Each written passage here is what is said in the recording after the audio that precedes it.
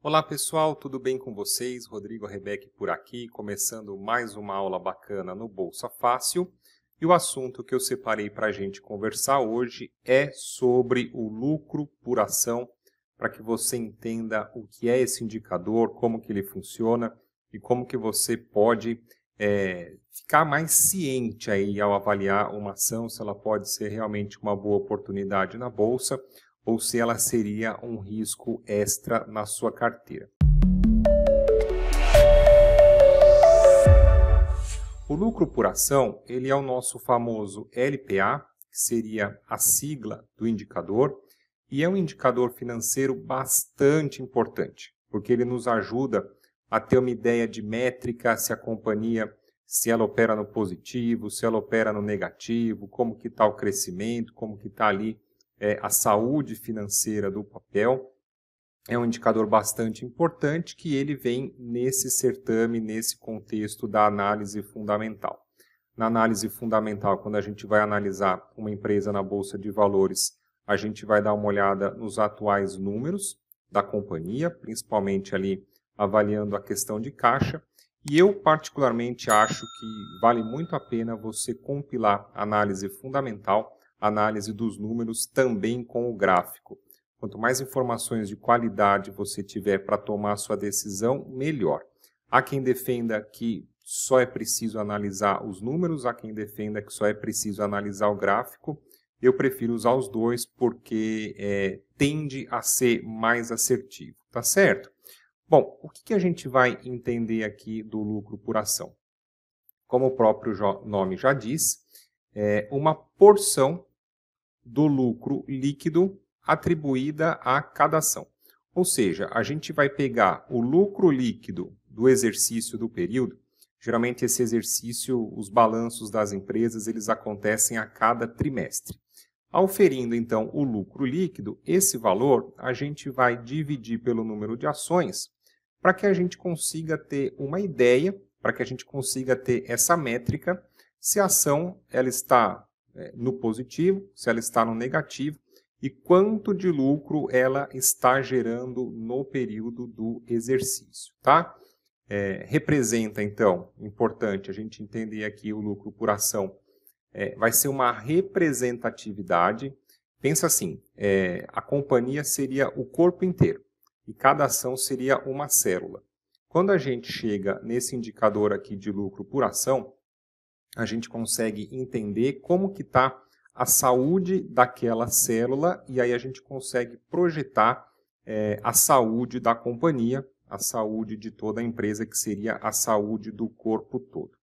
Importante para você ficar de olho. Quando a gente tem um LPA alto, quando o lucro por ação ele vem se mantendo em patamares interessantes, ele vem ascendente, ele vem crescente, obviamente, a gente interpreta que a companhia anda bem das pernas, que ela está conseguindo crescer, faturar mais, ganhar mais dinheiro, eventualmente reinvestir, distribuir bons dividendos.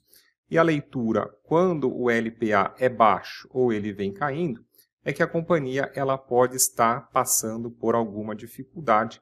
E aí a gente precisa avaliar qual que poderia ser essa dificuldade, se é algo momentâneo, se é uma mudança de tendência, se é um aumento dos concorrentes, se é uma questão de corrupção, enfim, a gente tem que tentar analisar todo o contexto para entender por que esse lucro por ação eventualmente possa estar caindo.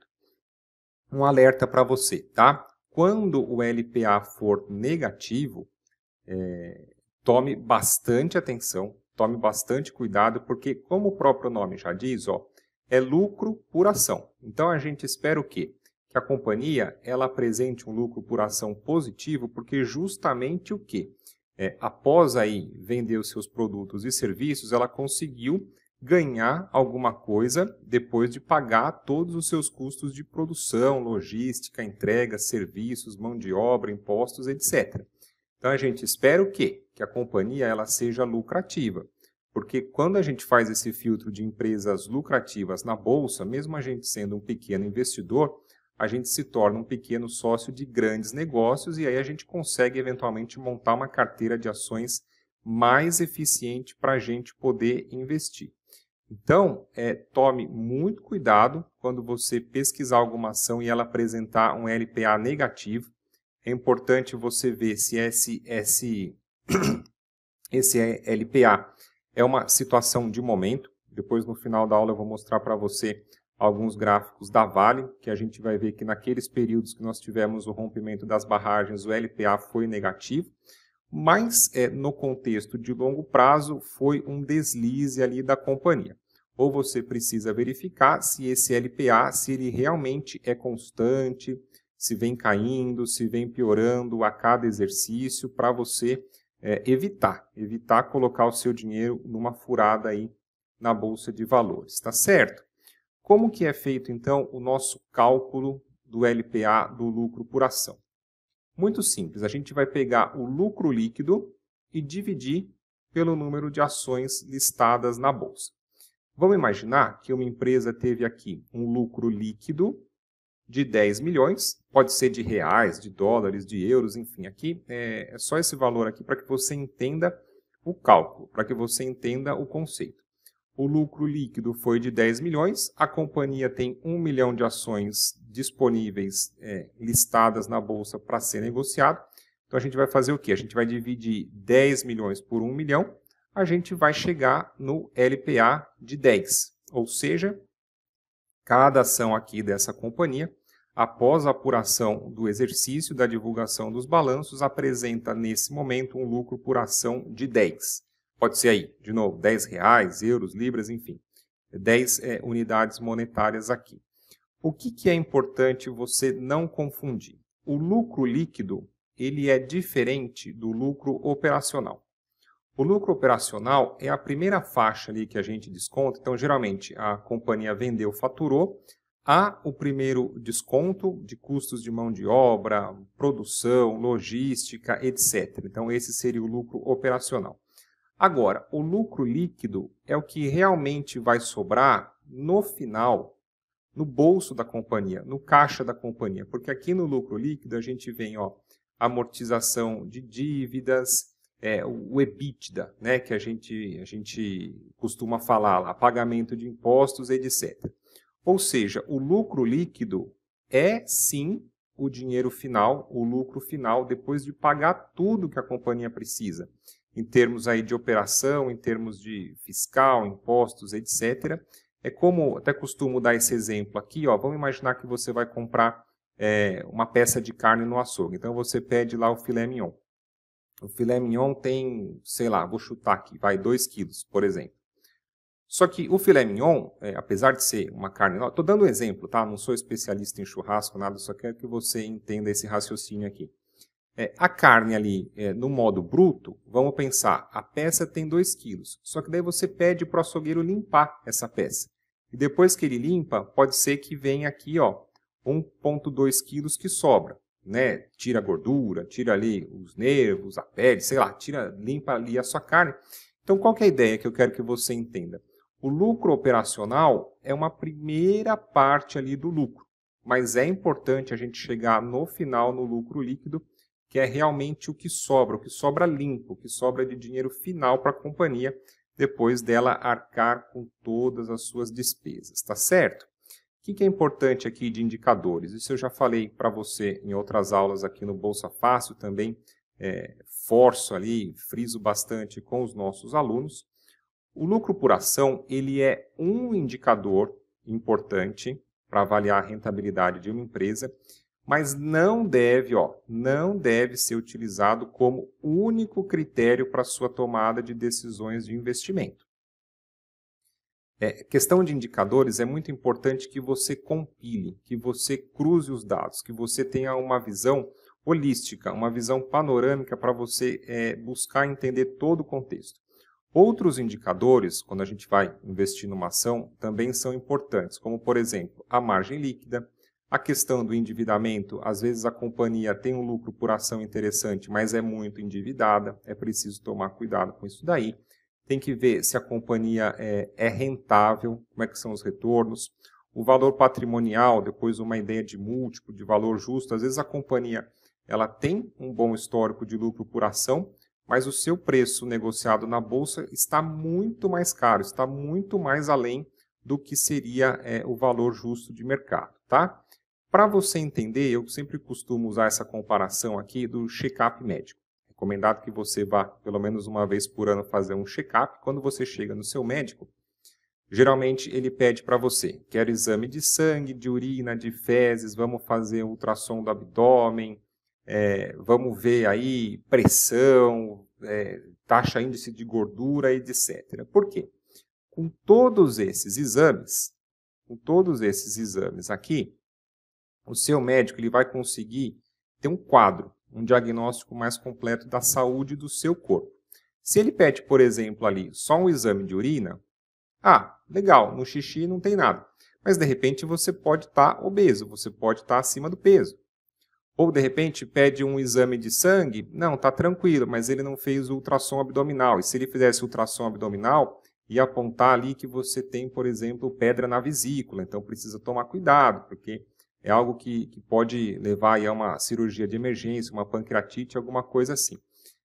Esses exames médicos, quando a gente vai no check-up, o médico ele procura levantar todas as suas informações para saber a saúde geral. Ele não tenta atender, não tenta identificar um problema ali isolado. Então, eu acho que é bastante interessante você ter essa ideia aqui dos indicadores, para que você comece, ao longo do tempo, conforme você vai estudando aí a bolsa, você vai adquirindo mais experiência, você entenda o que é cada indicador, como o próprio nome já diz, o que aquele número tenta te indicar, tenta te mostrar, para que você possa compilar todos os dados e chegar num panorama, chegar num diagnóstico completo aí da empresa que você queira investir. E antes da gente partir para os gráficos, uma dica muito legal do Warren Buffett. Esse livro aqui já é um livro antigo, tá? Acho que ele foi feito lá na década de 90, 80, alguma coisa assim. Agora é um livrinho aí muito legal, muito bacana.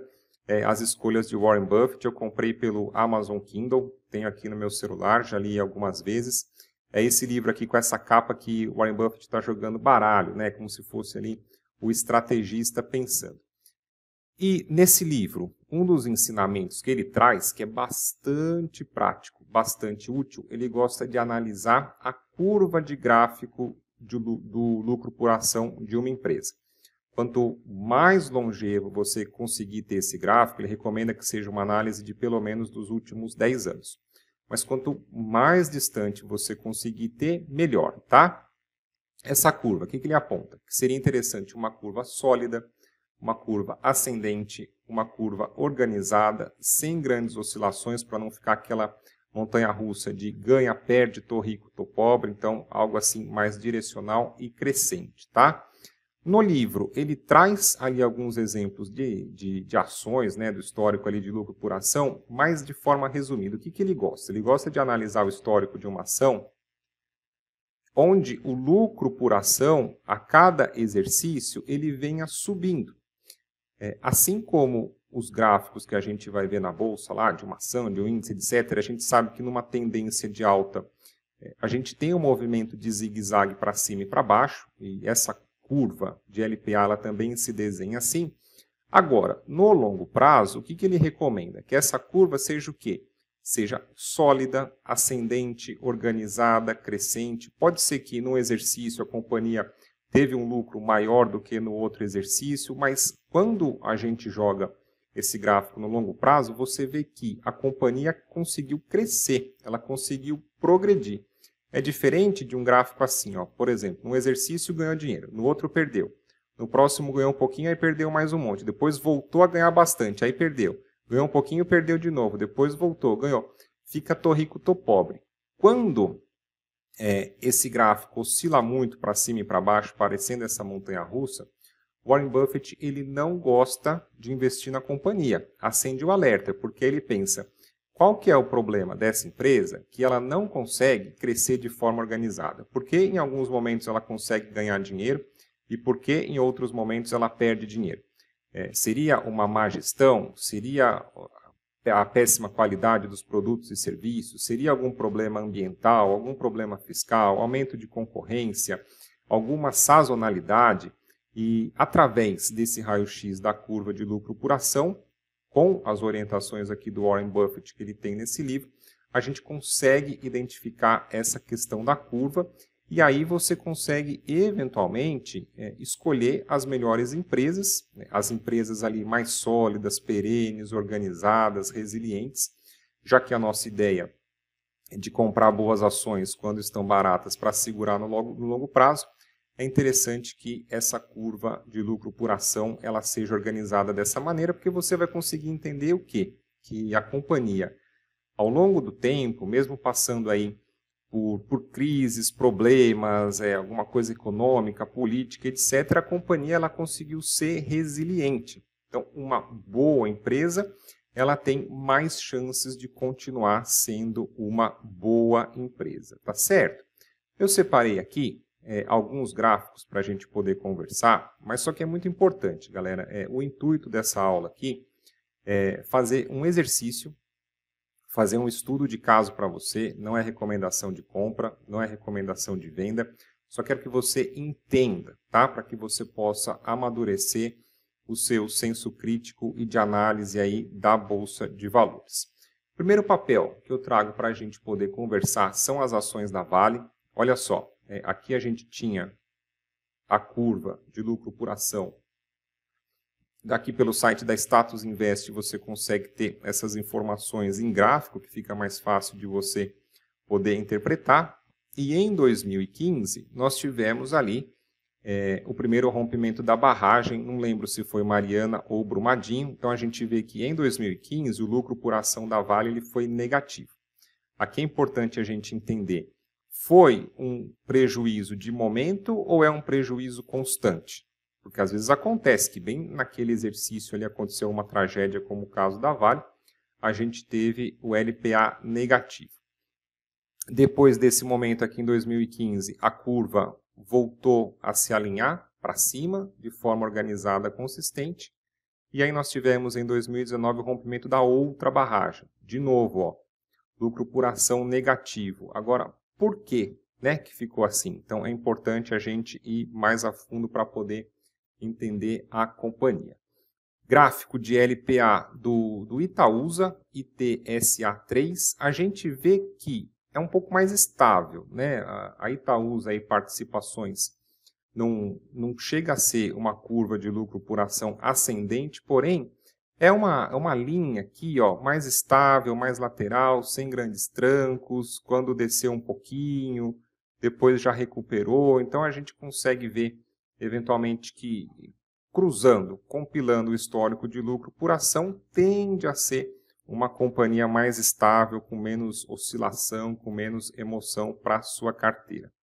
Da Gerdau também interessante essa virada, a companhia de 2011 até 2015 vinha ruim, agora de 2015 para cá a gente vê que mesmo apurando resultados negativos, a curva ela começou a melhorar, ela começou a subir, corrigir um pouquinho, depois subiu, corrigiu, agora está estabilizando, pode subir de novo. E a gente começa a ver que a curva de LPA da Gerdau, ela começa a atender aqueles critérios que o Buffett comentou. Uma curva sólida, ascendente, consistente, organizada, sem grandes trancos e vem melhorando aí nos últimos anos. Aqui na Status Invest, a gente consegue ter histórico desde 2009, 2010, 2015, pelo menos esses últimos 10 anos de balanços aí da companhia você consegue olhar. Sanepar também é SAPRE 3. Olha que legal como fica desenhado aqui de 2011 até 2019 a curva ali certinha, né? Do jeito que o papai mandou lá, que o Buffett comentou. Depois nós tivemos aqui uma queda forte em 2020, mas de 2020 para cá a curva ela vem se organizando de novo de forma ascendente, consistente, pouco a pouco, para que você possa entender. CEMIG também. Tivemos um período aqui de queda no lucro por ação. Agora, de 2016 para cá, olha que interessante essa curva, como de novo, ó, vai crescendo, vai aumentando a lucratividade da companhia, ela vai se organizando, ela vai conseguindo faturar mais. E aí, esse lucro entrando para o caixa da companhia, ela pode fazer novos investimentos para ampliar a sua rede, distribuir mais dividendos, a gente vai conseguindo entender, tá?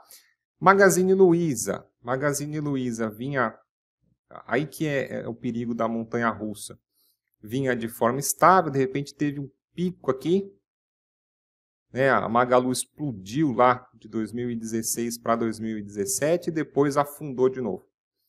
É complicado quando a gente vê esse gráfico de lucro por ação, porque assim, né? Tô rico, tô pobre, tô rico, tô pobre, tô rico, tô pobre. E se você entra num momento desse aqui, de euforia do mercado, você compra a Magalu lá caro, porque a companhia naquele determinado exercício foi muito bem, de repente você faz uma compra mal localizada, a companhia corrige, você acaba perdendo ali um valor forte na sua carteira, por isso que o Buffett ele recomenda não muitas oscilações, tentar ter essa curva de lucro por ação mais estável para que seja possível você conseguir projetar aí, eventualmente, os retornos da sua carteira e o risco também.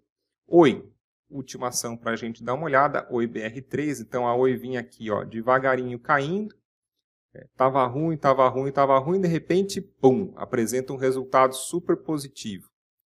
Aí você pode pensar, né? Opa, acho que a companhia melhorou, acho que agora vai. Eventualmente você compra o papel caro, depois ela afunda de novo na bolsa, vem em processo de falência, agora com o LPA bastante negativo aqui. Então, é importante, tá? É importante que você entenda esse contexto, essa dinâmica, para que você possa aí ficar mais inteligente, mais esperto na bolsa ao selecionar as suas ações.